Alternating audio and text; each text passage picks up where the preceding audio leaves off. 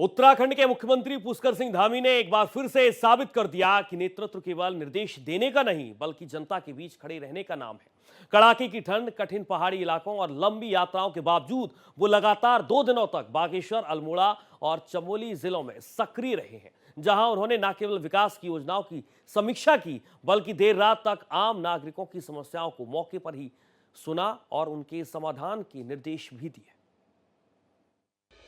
जब अधिकांश लोग अलाव और हीटर के सामने बैठे थे, तब मुख्यमंत्री धामी रात में बागेश्वर के कपकोट क्षेत्र के पहाड़ियों में नागरिकों के बीच मौजूद थे। खुले मैदान में, सड़क किनारे और दुर्गम क्षेत्रों में लोगों की समस्याएं सुनना, ये वही कार्यशैली है जिसने धामी को जनता के बेहद करीब ला दिया है।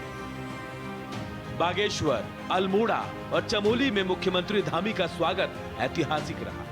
हेलीपैड से लेकर जनसभाओं के मैदान तक हर स्थान पर हजारों लोगों की उपस्थिति ने यह संदेश स्पष्ट कर दिया कि जनता का विश्वास पूरी मजबूती से उनके साथ खड़ा है। मुख्यमंत्री ने भी प्रोटोकॉल से आगे बढ़कर सीधे लोगों के बीच जाकर उनका अभिवादन स्वीकार किया। ये विनम्र नेतृत्व की झलक थी। चमोली में आयोजित शहीद मेले में मुख्यमंत्री धामी ने वीर शहीदों को श्रद्धांजलि अर्पित की। यहाँ उमड़ी भीड़ केवल एक जनसभा नहीं बल्कि वीरों के सम्मान और मुख्यमंत्री के प्रति जनता के विश्वास का प्रतीक है। दौरे से वापस लौटते ही उन्होंने गोवा में हुई अग्निकांड की घटना का तुरंत संज्ञान लिया। उत्तराखंड के लोगों पर इसके प्रभाव की आशंका को देखते हुए उन्होंने गोवा के मुख्यमंत्री डॉक्टर प्रमोद सावंत से फोन पर बातचीत कर हर संभव सहायता सुनिश्चित करने का अनुरोध किया। यह तुरंत प्रतिक्रिया वही कार्यशैली दर्शाती है जिसने पिछले 4.5 सालों में उत्तराखंड की प्रशासनिक क्षमता को नई पहचान दी है। बागेश्वर में देर रात तक जनता से संवाद कर मुख्यमंत्री ने हर मुद्दे को प्राथमिकता के साथ सुना। कठिन इलाके हो या चुनौतीपूर्ण परिस्थितियां, मुख्यमंत्री धामी की उपस्थिति हर जगह सुनिश्चित रहती है। बैजनाथ में विभिन्न सामाजिक आर्थिक संगठनों के साथ बैठक कर उन्होंने महत्वपूर्ण सुझावों को नीतियों में सम्मिलित करने का आश्वासन दिया।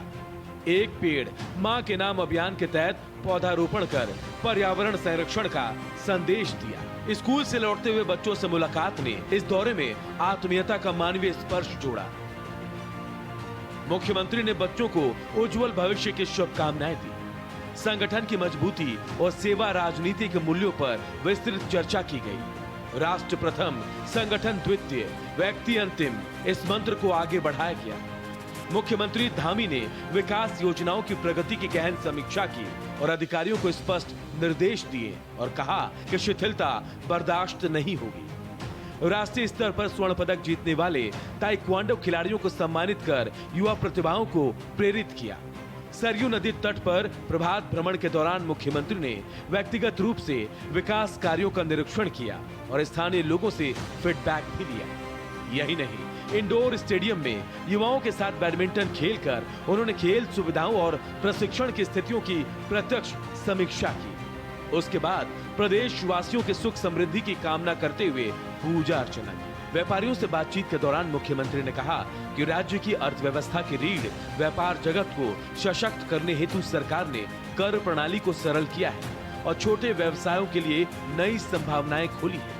वहीं स्थानीय लोगों के साथ जलेबी साझा कर उन्होंने पहाड़ी अपनापन और सहज नेतृत्व का प्रमाण दिया। कपकोट में आयोजित विशाल जनसभा में मुख्यमंत्री धामी ने कई महत्वपूर्ण विकास परियोजनाओं का लोकार्पण और शिलान्यास किया। महिला स्वयं सहायता समूहों के 40,000 लाभार्थियों को 26.5 करोड़ की सहायता, 36,000 पात्रों को 70 करोड़ की डीबीटी राशि का सीधे खातों में ट्रांसफर, स्थानीय इंफ्रास्ट्रक्चर के लिए कई नई परियोजनाओं की घोषणा भी की। पिछले 4.5 सालों में मुख्यमंत्री धामी की नेतृत्व शैली ने उत्तराखंड को नई ऊंचाइयों तक पहुंचाया है। चाहे विदेशों में फंसे उत्तराखंडियों को सुरक्षित लाना हो, अंतर्राष्ट्रीय मंचों पर प्रदेश का प्रतिनिधित्व हो या राज्य में विकास की रफ्तार को कई गुना बढ़ाना, हर क्षेत्र में ऊर्जा, संवेदनशीलता और त्वरित निर्णय क्षमता ने उत्तराखंड को देश और दुनिया में नई पहचान दिलाई। दिन हो या रात, मैदान हो या पर्वतीय क्षेत्र, मुख्यमंत्री धामी की कार्यशैली में जनता तक पहुंचने, उनके मुद्दों का समाधान करने की निरंतर प्रतिबद्धता स्पष्ट दिखाई देती है। यही समर्पण उत्तराखंड के उज्जवल भविष्य की सबसे मजबूत आधारशिला बन रहा है। Bureau report, Bharat express.